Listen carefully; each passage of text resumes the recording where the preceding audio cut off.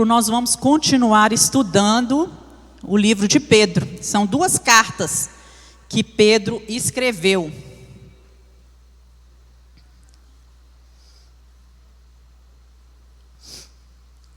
Pediu. A caminho do aperfeiçoamento. Nós todos estamos nesse caminho, não estamos? Eu estou nesse caminho, a caminho do aperfeiçoamento.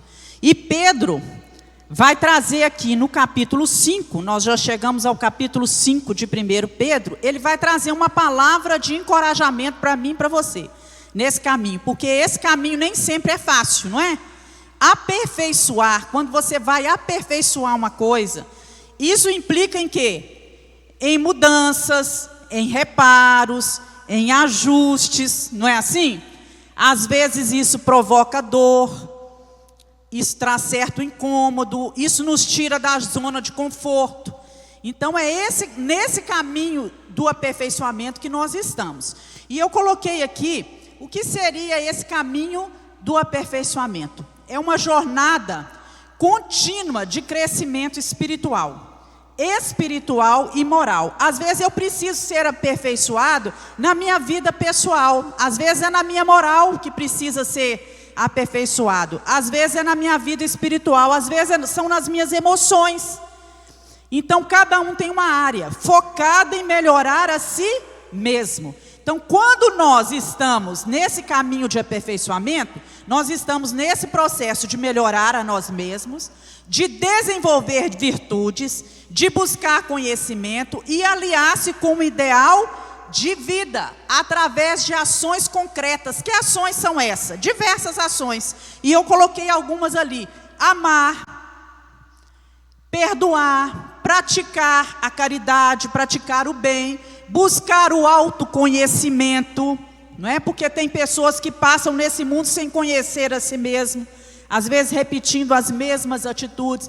Perseverar nas provações para se tornar uma pessoa melhor e mais plena. Certo, irmãos? Diga para quem está do seu lado: eu quero ser uma pessoa melhor. Eu espero que você queira nisso, né? Ser uma pessoa melhor. Para isso você está no caminho do aperfeiçoamento. Se você não está acomodado, achando que está tudo bom, que você não precisa mudar, você entra por esse caminho a partir de hoje, porque nós precisamos andar nesse caminho do aperfeiçoamento que Pedro vai tratar aqui. Então ele vai focar em temas como humildade, resiliência no sofrimento. Nós precisamos aprender nessa vida a ser pessoas resilientes, a nos adaptarmos às situações da vida, a entregar as nossas ansiedades a Deus.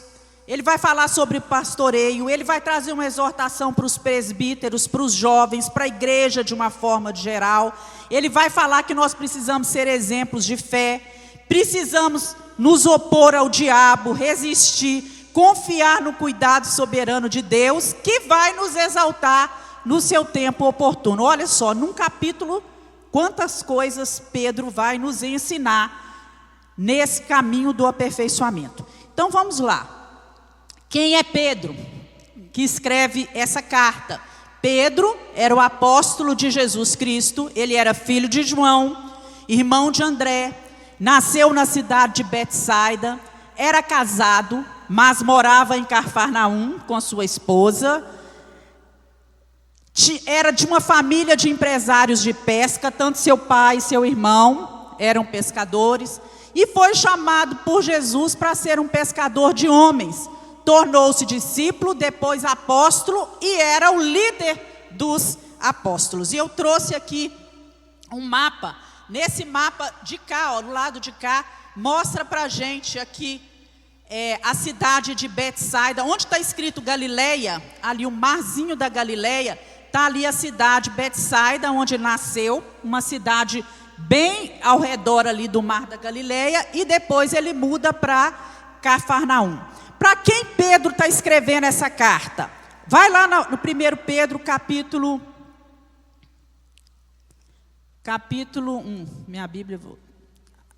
1 Pedro capítulo 1, versículo 1. Pedro, apóstolo de Jesus Cristo, aos estrangeiros dispersos no Ponto, na Galácia, na Capadócia, na Ásia e na Bitínia. Então ele está escrevendo essa carta para um grupo de irmãos, de gente que conhecia Jesus, que eram forasteiros da dispersão. Quer dizer, pessoas que deixaram a sua casa, deixaram a sua família, por causa da perseguição, e agora estavam espalhados por aquela região lá. Olha a Ásia, a Bitínia, o Ponto, a Galácia, a Capadócia, né? Pessoas que estavam espalhadas por essa região. Paulo, quando ele escreve, quando ele faz suas viagens missionárias, ele passa pela Galácia, mas ele passa pela Galácia do Sul, ali no sul. E agora Pedro está tratando com aqueles irmãos que estavam dispersos, mas mais lá em cima, na Galácia do Norte. E esses irmãos são chamados aqui de estrangeiros. Algumas versões falam forasteiros, quer dizer residente não permanente. Eles moravam lá, mas eles não eram da terra. Assim como nós moramos aqui, mas nós somos daqui? Não, nós somos forasteiros nesse mundo.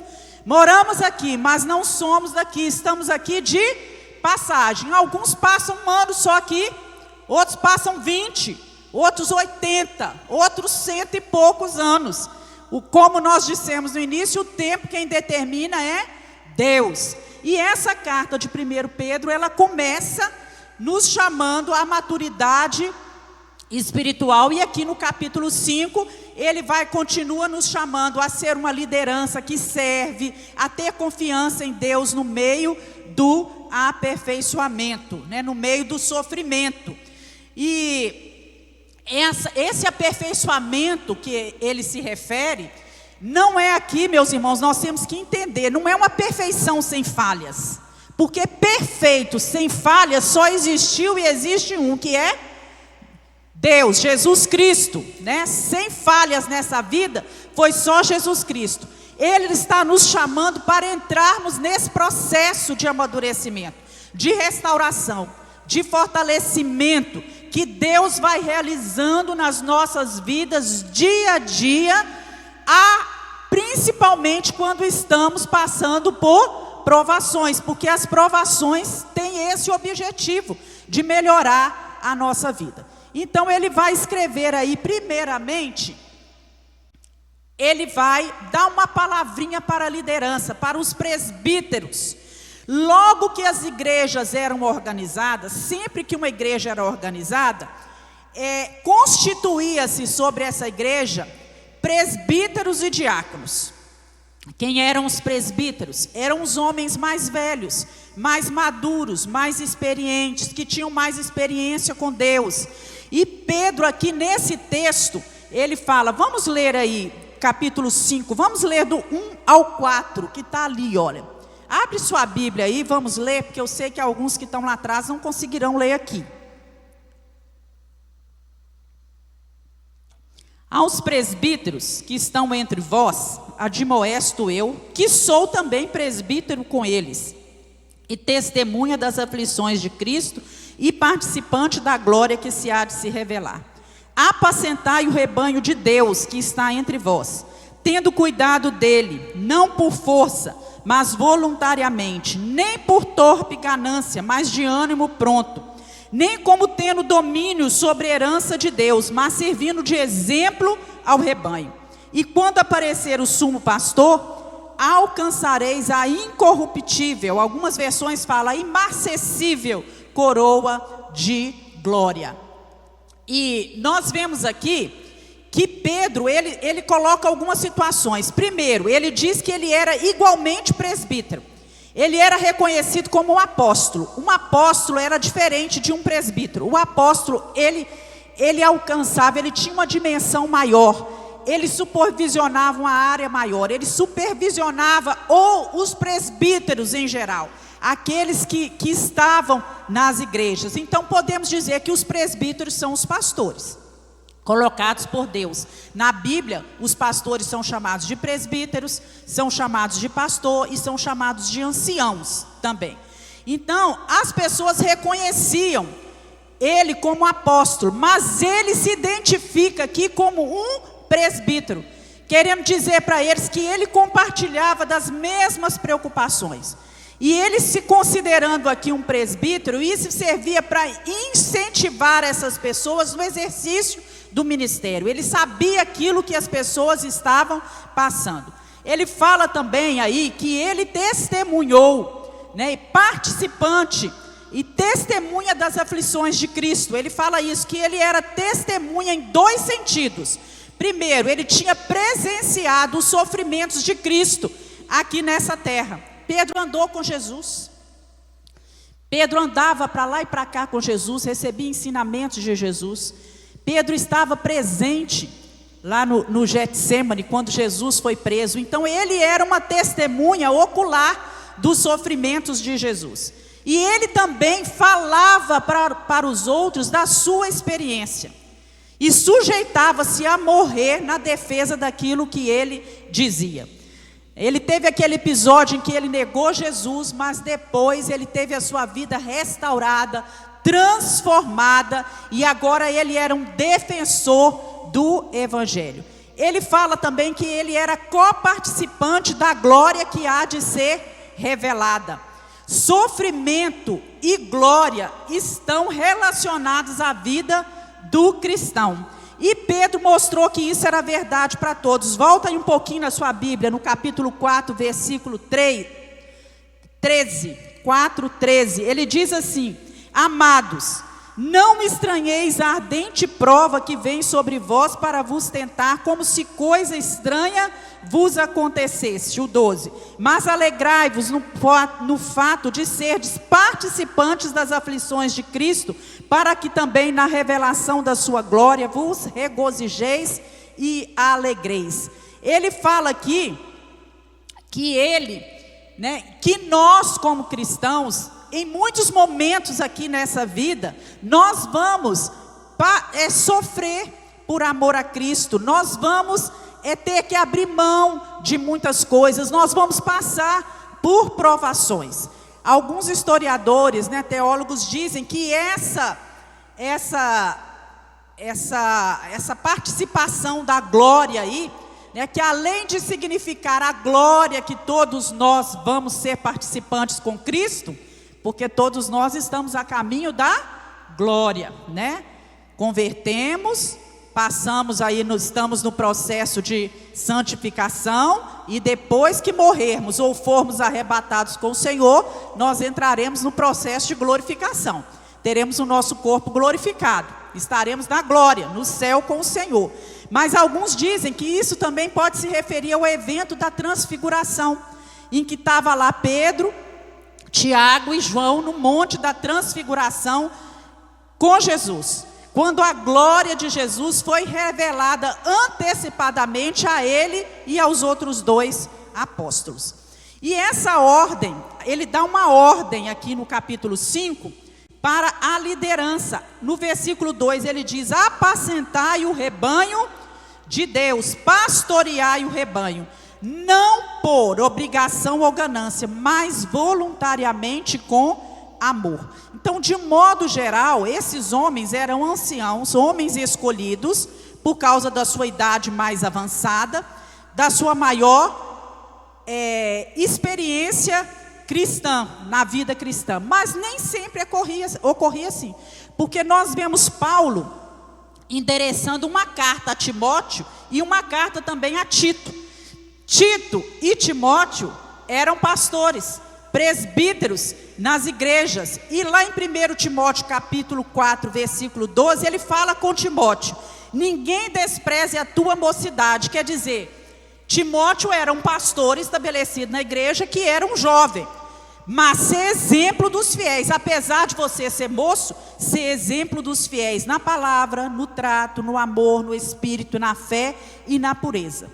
Então, essa palavra pastorear, pastoreai o rebanho, apacentai o rebanho, nos dá a ideia de ensinar, cuidar, exortar, amar, corrigir, disciplinar, velar pelo rebanho. Pastorear dá trabalho, precisa de empenho, precisa estar presente na vida das pessoas.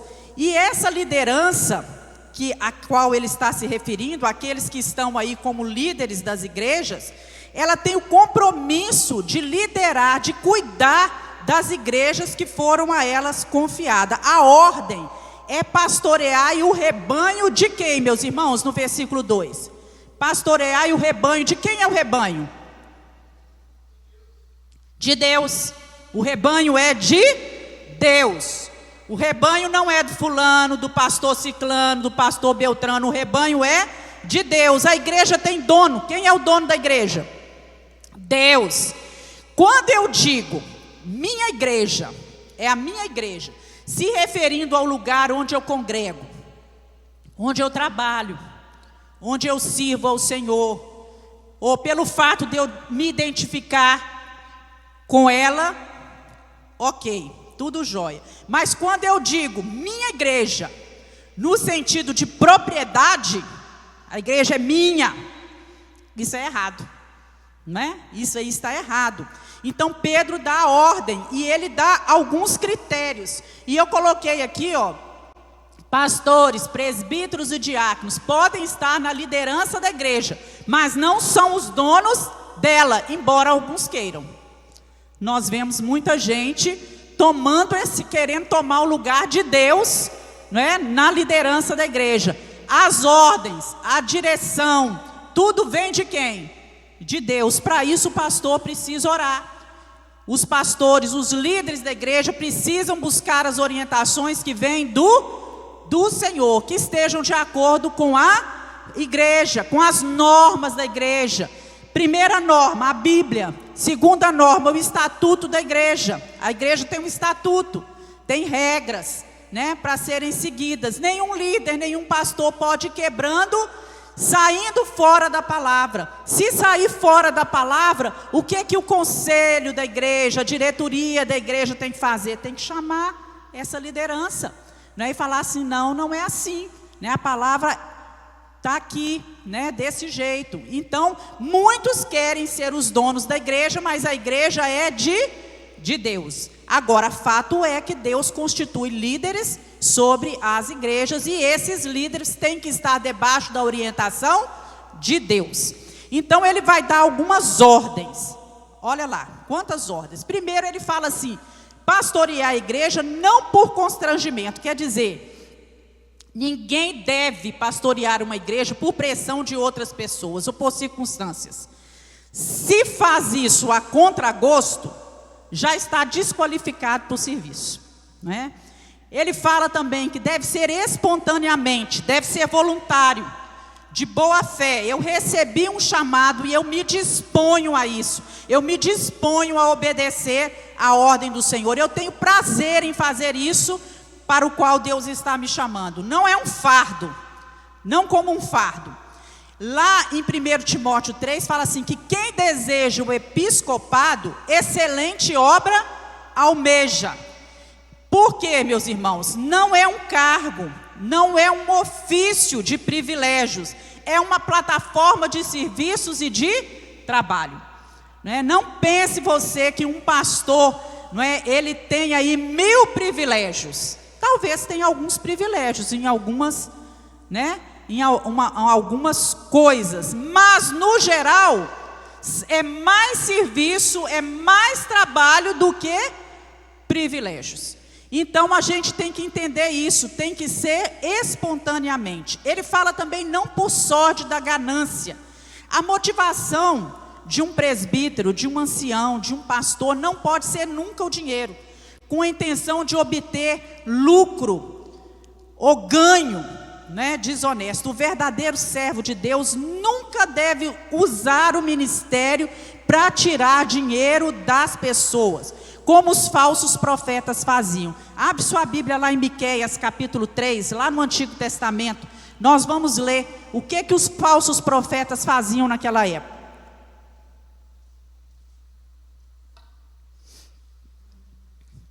Miqueias 3:11 diz assim: os seus chefes dão as sentenças por suborno, e os seus sacerdotes ensinam por interesse, e os seus profetas adivinham por dinheiro, e não se encostam ao Senhor, dizendo: não está o Senhor no meio de nós? Nenhum mal nos sobrevirá. Quer dizer, a pessoa trabalhava né? Os sacerdotes, os profetas, todos eles faziam o serviço dele, mas por dinheiro. Ainda existe isso? Infelizmente existe, né? Muitas pessoas que estão aí profetizando para os outros para obter dinheiro ou obter benefícios, né? Algumas benesses e tudo, mas não pode ser assim na obra de Deus. E ele coloca também, nem como dominadores. A vida de um líder, desculpa meus irmãos, a minha garganta hoje não está boa. Então a vida de um líder, ela precisa ser digna de imitação, precisa ser imitada. Olha lá 1 Coríntios 11:1, vamos lá para 1 Coríntios capítulo 11, Paulo escrevendo. Ele diz: sede meus imitadores, como também eu sou de Cristo. Ele é exemplo, ele é um modelo. Vai lá para Hebreus 13:7. Hebreus 13:7. Lembrai-vos dos vossos pastores, que vos falaram a palavra de Deus, a fé dos quais imitais, atentando para a sua maneira de viver. Que coisa boa quando você tem um pastor, tem um líder na igreja, que você pode olhar para ele, se lembrar dele como uma pessoa que pode ser imitada, como o seu jeito de viver é um jeito que agrada ao Senhor. Isso é um privilégio, ter pastores assim, né, que servem ao Senhor, que são dignos de ser imitados. Então aqui ele fala que os líderes, eles não podem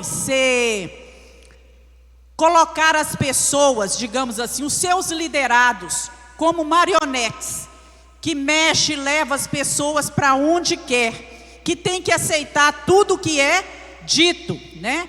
Muito pelo contrário, são pessoas que foram entregues por Deus para serem guiados de forma amorosa, corrigidos em muitas situações, que aprendam a ouvir muitos os conselhos, né, as exortações, mas o maior teste é a vida exemplar.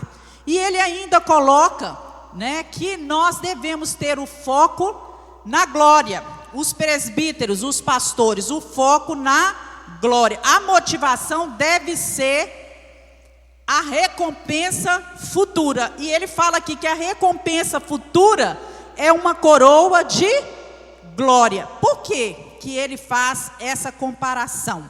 Porque naquela época, ele fala uma incorruptível coroa de glória, uma imarcessível coroa de glória.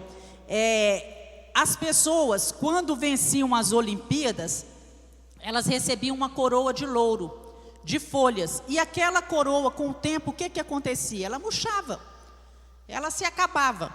Mas ele fala aqui, uma imarcessível, que não murcha, que não se perde, que não passa, incorruptível, que não se corrompe. E quando ele fala da glória, ele está se referindo à segunda vinda de Cristo. Quer dizer, a nossa recompensa maior virá quando Cristo se revelar a cada um de nós. Então, todo o trabalho que nós fazemos, nós devemos fazer pensando nisso. Não enganar aqui nessa terra. Quando você trabalha para o Senhor, quando você serve um irmão, quando você abençoa alguém, quando você faz um favor para alguém, quando você ajuda alguém, você deve estar pensando não naquilo que você pode receber aqui nessa terra, mas você deve pensar o seguinte: há uma coroa de glória separada para mim, e todos os nossos atos aqui nessa terra devem ser feitos com amor. Nós receberemos galardão de tudo aquilo que nós fizermos aqui nessa terra. O fato de estar cuidando do rebanho de Cristo, de estar liderando o rebanho, de estar amando um rebanho, caminhando com o rebanho, isso vai gerar para cada um dos pastores, dos líderes das igrejas, daqueles que servem ao Senhor, uma coroa incorruptível de glória. É a melhor coroa para se receber, meus irmãos. As glórias desse mundo, elas passam, todas elas passam. E lá no versículo 5, vamos aí para o versículo 5, vamos ler. Ele já vai entrar, ele sai da liderança e ele vai falar para os jovens. Ele diz assim: Semelhantemente, vós jovens, sujeitem-se aos mais velhos. Sejam todos humildes, uns para com os outros, porque Deus se opõe aos orgulhosos, mas concede graça aos humildes. Humilhai-vos, pois, debaixo da potente mão de Deus, para que a seu tempo vos exalte, né? Então ele vai falar agora para os jovens, que são os mais moços, em contraste com os presbíteros, que eram os mais velhos, mas pode ser também uma referência a toda a comunidade cristã da época, porque geralmente os presbíteros, os pastores naquela época, eram as pessoas mais velhas, e o povo que estava na congregação eram os mais jovens. Então ele vai falar aí, né, para essa turma que é mais jovem, não é?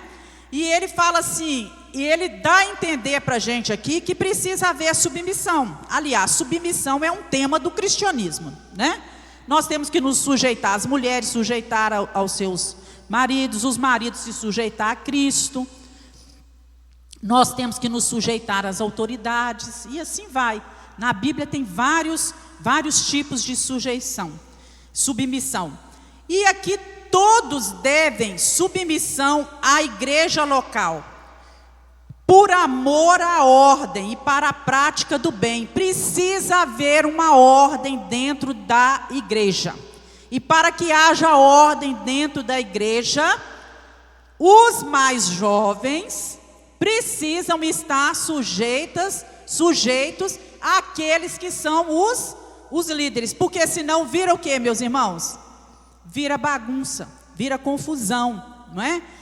Dentro do lar, esposa e filhos têm que estar sujeitos à autoridade, submissos à autoridade maior, que é a autoridade do marido. Num estabelecimento, vamos dizer, numa indústria, numa fábrica, numa empresa, num ambiente de trabalho, as pessoas, os colaboradores que lá trabalham têm que estar sujeitos à liderança daquele lugar, de onde sai a ordem, né? De onde sai, dependendo do setor, né, de cada setor. Então, submissão é um tema do cristianismo. E ele coloca aí, cingir, essa palavra, ele coloca cingir, ele usa essa palavra aqui no texto, né? Cingindo, de humildade. Nós temos que aprender isso, porque é como se fosse cingir, é como se fosse vestir uma roupa, um avental. Esse espírito de humildade, a gente tem que se revestir disso. Nós só conseguimos ser submisso, ser sujeito a alguma outra pessoa quando nós nos vestimos, quando nós tomamos para nós essa roupagem de humildade. Uma esposa, para ela ser submissa ao marido, ela tem que entender isso, né? Há momentos que eu preciso, né, ser humilde. Dentro da igreja nós precisamos vestir essa roupa de humildade. Onde eu trabalho, se eu sou professor na escola, tenho coordenador, tenho diretor, eu preciso vestir essa roupagem de humildade, me sujeitar àqueles que estão na liderança. E há um motivo teológico para se fazer isso. Por quê? Porque Deus resiste aos soberbos. Deus resiste aos soberbos. Contanto, né, aos humildes Ele concede graça. Então, olha só, vamos ler alguns textos aí. Abre aí em Tiago 4:6. Nós vamos ler aí 4 versículos. O primeiro está em Tiago 4:6. Antes Ele dá maior graça. Portanto diz, Deus resiste aos soberbos, mas dá graça a quem? Aos humildes. Vai lá para Provérbios 3:34. Provérbios capítulo 3:34. Diz assim: Ele zomba dos zombadores, mas concede graça aos humildes. Concede graça aos humildes. Provérbios 11:2.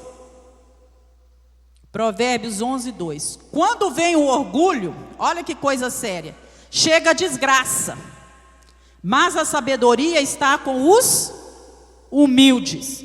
Provérbios 16:19. A soberba precede a ruína, e a altivez do espírito precede a queda. Então, Deus reage de modo diferente aos soberbos e para com os humildes. Por exemplo, aos soberbos, Deus resiste, de modo que não tem mais acesso a Ele. Deus resiste aos soberbos, aos orgulhosos. Aos humildes, Ele vai conceder graça, como diz. Ele põe-se do lado deles, Ele luta por eles, Ele manifesta o seu cuidado amoroso para com eles, porque eles são humildes. A soberba foi a causa da queda de Lúcifer. Ele se ensoberbeceu e caiu, né? Foi expulso dos céus. A soberba foi a causa da queda de Adão e de Eva, porque se ensoberbeceram, quiseram, intentaram no coração ser igual a Deus, também caíram, né? Os discípulos, certa feita, eles discutiam quem seria o maior e onde eles se assentariam no reino dos céus. E enquanto eles discutiam aquilo ali, Jesus pegou uma bacia e uma toalha e foi lavar os pés dos discípulos, querendo demonstrar o quê? Discussão tola essas suas. Nós somos todos servos, estamos aqui para servir.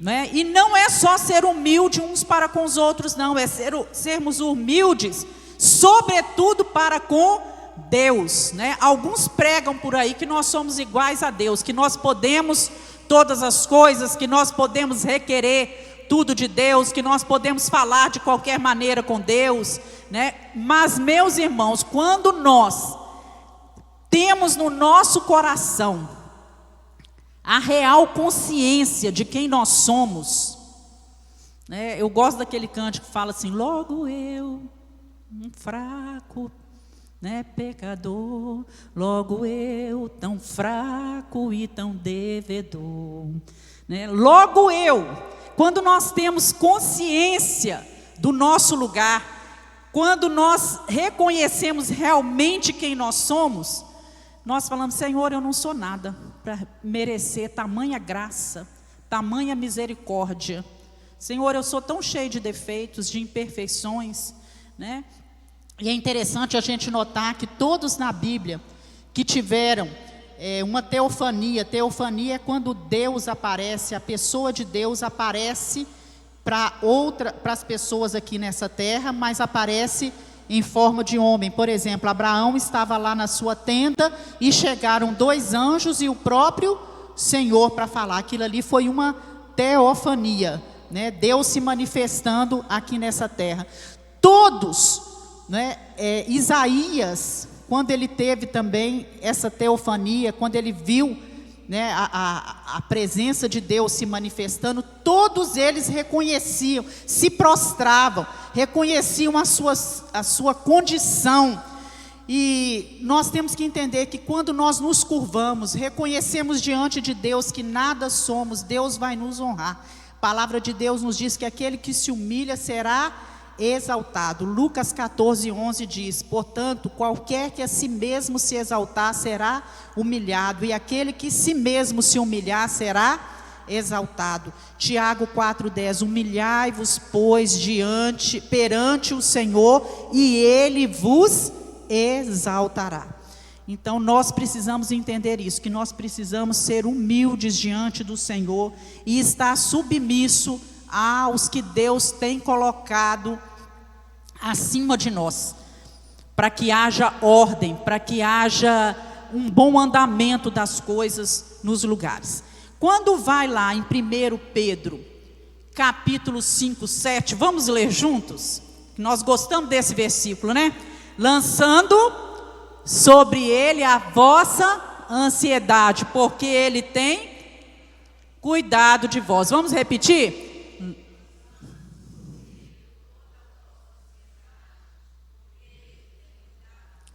Isso. Você conhece alguém ansioso? Você conhece alguém ansioso? Quando ele vai falar aí dessa ansiedade, ele vai falar do nosso relacionamento conosco mesmo. Ele vai falar sobre isso. A ansiedade, na atualidade, naquela época, olha, Jesus está escrevendo, já tinha ansiedade. E hoje muito mais, até as crianças hoje, não é assim? Crianças, jovens, adolescentes, né, ansiosos, nós temos visto isso, com tantos afazeres, tantas obrigações, e nós reconhecemos que mesmo aquelas pessoas que são às vezes as mais centradas, as mais equilibradas, já passaram por momentos de ansiedade. E Jesus deixa claro que ansiedade é sinal de incredulidade. E aqueles crentes daquele momento, né, os primeiros leitores ali da primeira epístola de Pedro, eles viviam sob pressão social e era natural que eles ficassem ansiosos. Ele estava escrevendo para a gente que tinha perdido sua casa, para a gente que tinha perdido seus negócios, tinha que ter, por causa da perseguição, abandonou tudo o que tinha na cidade onde estava e foi para outro lugar. Gente que tinha perdido emprego, família, tinha deixado família e que estava sofrendo perseguição. Era o grupo da diáspora. O povo estava passando por um momento de ansiedade. Mas a ansiedade, ela não podia continuar a ser um peso sobre o ombro daquelas pessoas, como não pode ser um peso sobre o nosso ombro. O que o Senhor está falando aqui, lançando sobre Ele toda a vossa ansiedade, é que nós devemos lançar a nossa ansiedade sobre Deus, colocar sobre Deus. Ela é um mal que pode ser curado pela fé em Deus. E nós vamos ler um texto aí, eu convido você a abrir sua Bíblia, Mateus capítulo 6, é um texto maior, do 25 ao 34.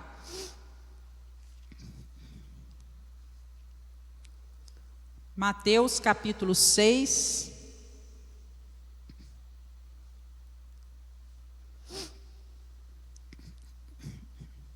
que diz assim: por isso vos digo, não andeis ansiosos quanto à vossa vida, pelo que haveis de beber, pelo que haveis de comer, nem quanto ao vosso corpo, pelo que haveis de vestir. Não é a vida mais do que o mantimento e o corpo mais do que o vestido? Olhai para as aves do céu, que nem semeiam, nem cegam, nem ajuntam em celeiros, e vosso Pai Celestial as alimenta. Não tendes vós muito mais valor do que elas? E qual de vós poderá, com todos os seus cuidados, acrescentar um côvado à sua estatura? E quanto ao vestido, por que andais solícitos? Olhai para os lírios do campo, como eles crescem, não trabalham nem fiam. E eu vos digo que nem mesmo Salomão, em toda a sua glória, se vestiu como qualquer deles. Pois se Deus assim veste a erva do campo, que hoje existe e amanhã é lançada no forno, não vos vestirá muito mais a vós, homens de pouca fé? Não andeis, pois, inquietos, dizendo: que comeremos, ou que beberemos, com que nos vestiremos? Porque todas essas coisas os gentios procuram. De certo, vosso Pai Celestial bem sabe que necessitais de todas essas coisas. Mas buscai primeiro o reino de Deus e a sua justiça, e todas essas coisas vos serão acrescentadas. Não vos inquieteis pelo dia de amanhã, porque o dia de amanhã cuidará de si mesmo. Basta a cada dia o seu mal. Basta a cada dia. Então ele vai falar aqui para a gente. Então, a razão, eu coloquei ali, de tomar essa atitude de confiança e transferir a ansiedade para os ombros de Deus é: Ele tem cuidado de vós. Vamos repetir? Ele tem cuidado de vós. O Deus que cuidou aqui é o Deus que vai cuidar amanhã. Amém, meus irmãos? O Deus que cuidou de você na sua infância, te protegeu, te livrou de tantos acidentes, te livrou de tanto mal, que cuidou de você na sua mocidade, na sua fase adulta, também vai cuidar de você na velhice, amém? Vai cuidar de você em todo o tempo. Ele tem cuidado de vós, preocupa-se conosco, importa-se com o que acontece em nossa vida. Vamos ler juntos aqui embaixo? Vamos lá? Calma, vamos lá? calma, aquieta o coração, sossega, descansa. O que você não pode fazer, Deus pode. O que você não sabe fazer, Ele sabe. Sua vida está nas mãos de Deus e Ele deve dirigi-lo. Você vai ler agora para a sua alma. Vamos lá, você vai falar para você mesmo. Vamos lá? Calma, aquieta o coração, sossega, descansa. O que você não pode fazer, Deus pode. O que você não sabe, Ele sabe. Sua vida está nas mãos de Deus e Ele deve dirigi-la. Olha que bom conselho para nós. Deus pode todas as coisas, Deus sabe de todas as coisas. E é provado que a maior parte de todas as coisas com as quais nós nos preocupamos em relação ao futuro, a maior parte delas não vai chegar a acontecer. Então, deixa para você se preocupar, ocupar sua mente com isso quando ela acontecer, porque senão você vai se preocupar duas vezes, vai sofrer duas vezes. Se você tiver que passar por isso, né, que você passe só lá no futuro, mas aí você vai enfrentar. Porque a força que você vai ter, que você precisa, ela vem de quem? Vem de Deus. No momento certo, Deus vai te dar força para aquela situação com a qual você está preocupando hoje, ela seja trabalhada, ela seja cuidada, ela seja resolvida. Deus está no nosso futuro. E ele continua aí trazendo mais conselhos para nós. Vamos lá então para 1 Pedro 5, 8 a 11. Vamos ler aí, vamos voltar lá para o livro de 1 Pedro 5. Aí ele vai colocar uma coisa muito séria para nós, né? Aliás, tudo isso é sério, mas agora, olha só. Sede sóbrios, vigiai, porque o diabo, vosso adversário, anda em derredor, bramando como um leão, buscando a quem possa tragar, ao qual resistir firmes na fé, sabendo que as mesmas aflições se cumprem entre os vossos irmãos no mundo. E o Deus de toda graça, porque em Cristo Jesus vos chamou à sua eterna glória, depois de haverdes padecido um pouco, Ele mesmo vos aperfeiçoará, confirmará, fortificará e fortalecerá. A Ele seja a glória e o poder para todos sempre. Amém. Então ele vai, depois de tratar de vários assuntos, ele vai tratar agora sobre a vitória sobre as forças espirituais. Ele vai tratar de batalha espiritual agora nesse momento. O diabo existe. O diabo não é uma lenda, não é fantasia. Ele é um ser maligno, ele é ladrão. O que mais que a Bíblia fala? Que ele é mentiroso, que ele anda rugindo como um leão. E os problemas, né, enfrentados pelos cristãos, por nós, não tem apenas uma dimensão social, tem também uma dimensão espiritual. Vocês lembram quando Daniel estava orando, buscando de Deus uma resposta? Que no mundo espiritual as forças malignas faziam oposição à oração de Daniel, impediam que a oração de Daniel chegasse. E Deus manda um anjo no mundo espiritual para guerrear contra os demônios, contra as forças malignas, contra as hostes espirituais da maldade, para poder a vitória chegar até a vida de Daniel. Isso nos mostra o que, meus irmãos? Que o diabo existe, que ele dá ordem aos seus anjos, né, aos seus demônios, para guerrear no mundo espiritual contra a nossa vida. Mas maior é aquele que está em nós do que aquele que está no mundo. O diabo dá ordem aos seus anjos, mas Deus também dá ordem aos seus anjos a nosso respeito. E o Senhor fala aqui, né, usa Pedro para falar: sede sóbrios, né, e vigilantes.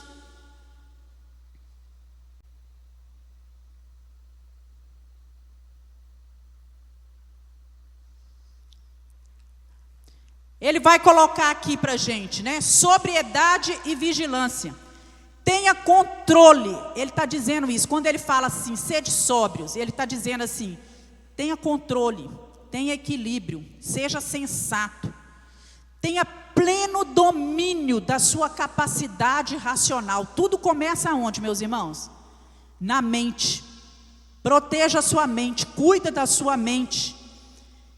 Abra seus olhos, esteja atento, né? A razão para esse estado de alerta e de sobriedade é porque a atuação do nosso inimigo, do nosso acusador, ela é real. E a Bíblia diz que ele se movimenta como um leão para conseguir, né, o objetivo de fazer o crente desviar-se do Senhor. Eu não sei se você já assistiu esses documentários aí de alguns animais, mas algumas vezes a gente vê um bando de animais, de zebra, ou de ovelhas, ou qualquer animal, todo mundo ali juntinho. E o leão, ele fica sentado ali no meio do capim, olhando. Vocês já viram isso? Só observando. Só observando. Ele fica de longe. Ele não chega de uma vez correndo e espantando todo mundo, não. Ele fica sentadinho ali, com a patinha para frente, né?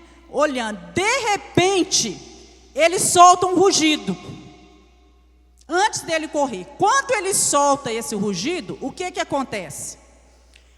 Algum dos animais, né? Vamos falar algum dos animais, porque eles não são gente. Alguém, né? A presa, quando ela se espanta, sai do bando correndo, ele vai atrás de quem?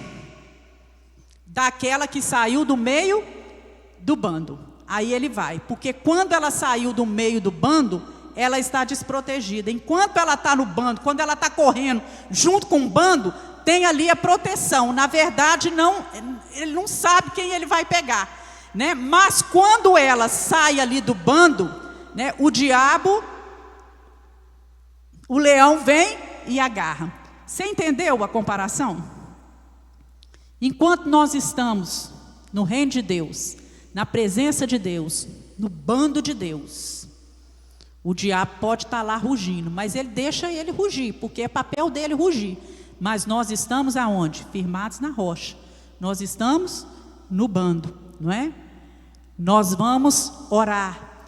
Nós vamos buscar de Deus a força. O Senhor é a nossa proteção, porque Ele está ao nosso derredor. Agora, se eu sair do bando, a minha força é pequena.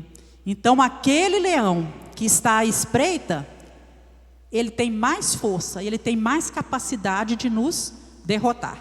Então, aqui, a Bíblia nos fala que ele usa roupagens diferentes, ele se transfigura. Às vezes ele aparece até mesmo como um anjo de luz. Às vezes ele aparece como um leão. Tem hora que ele aparece o quê? Como uma víbora, como uma cobra. Vem o quê, meus irmãos? Rastejando, soteiramente, sutilmente, não é? E aí, ó, a bocanha. Então, ele tem roupagens diferentes, né? Ora ruge como um leão, ora é sutil como a serpente. Mas aqui em 1 Pedro 5,9, ele fala assim: ao qual resistir firmes na fé. Resistir firmes na fé. Lá Tiago 4,7 fala assim: sujeitai-vos, pois, a Deus, resisti ao diabo e ele fugirá de vós. Vamos repetir? Sujeitai-vos, pois, a Deus, resisti ao diabo e ele fugirá de vós, né? Nós não podemos permitir acesso do diabo. Nós não podemos dar brechas. Nós não podemos sair do bando. Né? Lá Efésios 4:27 fala: não deis lugar ao diabo. É ficar firme, precisamos ficar firmes e irredutíveis diante dos seus métodos. Efésios 6:11 diz: revesti-vos de toda a armadura de Deus, para que possais estar firmes contra as astutas ciladas do diabo. Então há uma armadura para a gente se revestir. E essa armadura, na época, né, o escudo, é o escudo da fé. O escudo naquele tempo, eu não sei se você já viu isso em filmes, mas alguns dos estudos tampavam o homem daqui da cabeça até a planta dos pés. Ele colocava o escudo na frente e ficava escondido atrás. As flechas vinham e batiam aonde? Nos escudos, no escudo, né? O escudo da fé. Nós vamos vencer o inimigo é com a nossa fé. Amém, meus irmãos? Amém, aleluias por isso, né? Então, por que que Deus permite? Ele orienta: sede sóbrios, vigiais. O diabo anda ao redor, buscando a quem possa tragar. Resistir firmes na fé, sabendo que as mesmas aflições se cumprem entre vossos irmãos no mundo. Não pense que é só você, não. Às vezes a gente tem mania: oh meu Deus, mas só acontece comigo, coitado de mim, eu sou um azarado, tudo de ruim acontece na minha vida. Não é? Acontece com vários irmãos, em várias situações. Às vezes você vai passar por determinada situação, mas o outro também está passando por sofrimento, por provação. A gente não precisa pensar que é só a gente, não, né? Muitos outros irmãos estão passando por isso, e o propósito é aperfeiçoamento. É o aperfeiçoamento. Nós estamos nesse caminho do aperfeiçoamento, para nos deixar mais maduros, mais experimentados, mais firmes, para nos dar firmeza, para poder suportar os ataques com a fé. Com a fé. E ele fala: fortificai-vos, né? Não, eu gosto quando, olha só aqui, gente, no versículo 10: e o Deus de toda graça, que em Cristo Jesus vos chamou para a sua eterna glória, quer dizer, nos chamou para a glória, depois de haver padecido um pouco. Ele fala assim: padecido um pouco. Às vezes a gente acha que é muito, né? Que a gente está na aflição. Meu Deus, é demais, já faz um ano, já faz 12 anos, já faz 30 anos. Mas ele coloca aqui que o nosso padecimento é por um pouco. Ele faz essa comparação com a glória. Com a glória, depois de haver padecido um pouco. Até porque toda aflição, todo sofrimento, ele vai passar, não é, meus irmãos? Ele vai passar. E você pode estar certo, se não passar aqui, vai passar onde? Na glória. Não quero desanimar você, não. Mas tem, por exemplo, meu pai sofreu um acidente, ficou acamado. Sofrimento? Sim. Não falava, no final da vida dele, ele alimentava por sonda, né? Andava na cadeira de rodas. Sofrimento? Sim. Foi até o dia final da vida dele. Mas o sofrimento passou? Passou. Um pouco de sofrimento aqui nessa terra. 45 anos, meus irmãos. Meu pai viveu depois do acidente. Mas nada disso pode ser comparado com a glória que está reservado. Eu lembro quando o Rimac foi o primeiro a chegar na minha casa, quando meu pai faleceu. Eu cheguei uns minutinhos depois. E a primeira coisa que eu fiz foi orar e glorificar a Deus. Falei: mãe, vamos orar. E na minha oração eu glorificava: Senhor, eu te louvo, porque agora é a glória. É uma eternidade ao lado do Senhor. O tempo aqui, se nós formos medir, ele é pouco comparado com a glória. Não tem doença mais, não tem enfermidade, não tem tristeza, não tem problema, não tem angústia. Não tem nada mais de ruim que há nessa terra. Não há escuridão, não há solidão, não há depressão.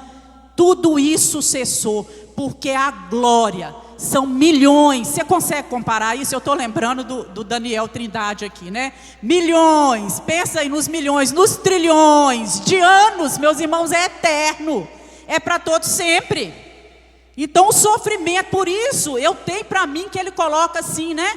Padecido um pouco, ele mesmo aperfeiçoará. Olha, ele vai dar força, ele confirmará, ele fortificará e fortalecerá. O tempo do nosso sofrimento aqui, quem é que vai nos fortificar? O Senhor, ele mesmo. Olha o que Paulo fala, acompanha aí: ele mesmo vos fortificará e fortalecerá. A força que você precisa para enfrentar os sofrimentos, as dificuldades dessa vida, vem do Senhor Jesus. Ele mesmo vai fazer isso. E lá em 1 Coríntios 3:11 diz que ninguém pode pôr outro fundamento além daquele que já está posto. O fundamento é Jesus Cristo. Nós estamos firmados. Deus me faz assim, pé sobre a rocha. Ele cuida bem de mim. Ele diz, Pedro diz aqui que tem muita gente sofrendo tribulações, mas importa é entrar no reino dos céus. Aqui nós teremos lutas, problemas, dificuldades, mas quem é Deus? É o Deus de toda graça. Você pode dizer isso? Deus é o Deus de toda graça. Aleluias por isso. 1 Pedro 1:6, volta lá na sua Bíblia, no capítulo 1, versículo 6. Em que vos grandemente vos alegrais, ainda que agora importa, sendo necessário, que estejais por um pouco contristados com várias tentações. Por um pouco. Pedro sempre coloca isso para a gente aí. Depois ele vai falar lá no capítulo 4, versículo 10. Olha o que ele vai dizer. Cada um administre aos outros o dom que recebeu, como bons dispenseiros da multiforme graça de Deus. Deus tem graça sobre a nossa vida, né? Deus tem graça sobre a nossa vida. E para cada prova que nós passarmos, Deus tem graça disponível para nós. Vamos ler? Para cada prova que passar, Deus tem graça disponível para você. Olha, não há provação tão difícil que você possa enfrentar na vida, que a graça de Deus não seja suficiente para sustentar a sua vida. A graça de Deus é suficiente. Vocês lembram quando Paulo orou 3 vezes para Deus tirar os espinhos da carne? E Deus falou com ele assim, Paulo, a minha graça te basta, não vou tirar, você vai viver com isso, você vai ter que ser resiliente, você vai ter que ser equilibrado, sóbrio, você vai ter que enfrentar essa dificuldade, a minha graça te basta, mas eu não vou tirar isso, né? E a ação de Deus em favor dos seus servos nos leva a glorificar o Senhor. O que ele diz aqui? A Ele seja a glória e o poder para todo sempre, a Ele seja o domínio pelos séculos dos séculos. E ele termina, vamos ler aí os 3 últimos versículos. Versículo 12. Com a ajuda de Silvano, a quem considero irmão fiel, eu escrevi resumidamente, encorajando-os e testemunhando que essa é a verdadeira graça de Deus. Mantenham-se firmes na graça de Deus. Aquela que está em Babilônia, que é Roma, a igreja que estava em Roma, também eleita, envia saudações. E também Marcos, meu filho. Saúdem-se uns aos outros com um beijo de santo amor. Paz a todos vocês que estão em Cristo. Então o Silvano, que era o Silas, aquele Silas que foi preso com Paulo na prisão, ele também era chamado Silvano, ele atuou como amanuense de Pedro, foi ele que escreveu a carta, e ele é chamado aqui de irmão fiel, assim Pedro o considerava, né? E ele fala também que a igreja de Roma enviava saudações para eles, e que essa igreja que estava em Roma também era uma igreja eleita, escolhida pelo Senhor, fazia parte dessa igreja universal, do corpo invisível de Cristo. Ele fala que Marcos, aquele mesmo João Marcos, que não era filho natural de Paulo, mas era filho da fé, ele também mandava saudação, e ele orienta a se cumprimentarem, a saudarem uns aos outros com beijos, né? Beijar um ao outro, é lógico que é um beijo respeitoso, não é? É um beijo diferente e tudo, mas ele fala que isso aí transmitia aceitação, amor, fraternidade, era um beijo isento de qualquer atração sexual, não havia isso. O ósculo santo é um beijo diferente, é comum em algumas igrejas, aqui nós não temos esse costume. Mas, por exemplo, lá em Santos, na igreja do pastor Natalino, todos se cumprimentam com o ósculo santo. É comum, é o costume deles. Então, fica aí esse texto para a gente meditar, né, nesse dia. e as orientações que Pedro passa para a gente. E a partir da próxima semana nós já vamos entrar aí na segunda carta de Pedro. Vamos nos colocar de pé? Vamos orar, que o Senhor nos dê graça para passar nessa terra. Somos forasteiros, estamos aqui de passagem, somos peregrinos, assim a Bíblia diz. E se estamos passando por provação, é por um pouco de tempo, meus irmãos, como ele diz. Há uma glória, ao céu, há uma vida eterna ao lado do Senhor Jesus. Deus, nós te louvamos pelo teu ensinamento nesta manhã. A tua palavra é fiel, tu és fiel, o Senhor cumpre a tua palavra. E nós te louvamos porque nesta manhã nós fomos fortalecidos, fortificados pela palavra do Senhor. Pedimos que o Senhor nos ajude a trazer sempre à memória a tua palavra. Senhor, nos ajuda a ser sóbrios, equilibrados, a ter bom senso, a ser vigilantes, a estar atento às situações, a fugir do mal e da aparência do mal. Senhor, nos ajuda a permanecer no bando, a estar na tua igreja, a estar na tua presença. Ó Pai, sustenta a nossa vida em todo o tempo. Senhor, nos dá cada dia a tua graça, graça sobre graça recebi. Nós temos recebido a graça do Senhor, o teu favor sobre nós. Muito obrigada, Senhor. Leva-nos em paz para a nossa casa. Obrigada pelo almoço que vamos ter. Obrigada pelo alimento sobre a nossa mesa diariamente. O Senhor é o nosso sustento. Abençoa as mesas que muitas vezes têm passado por necessidade. Se há alguém dentro dessa igreja que tem sofrido, Senhor, por privação de algumas coisas, Deus, dá o recurso. Multiplica a sementeira em nome de Jesus. Senhor, e que à noite nós possamos estar aqui com o coração aberto.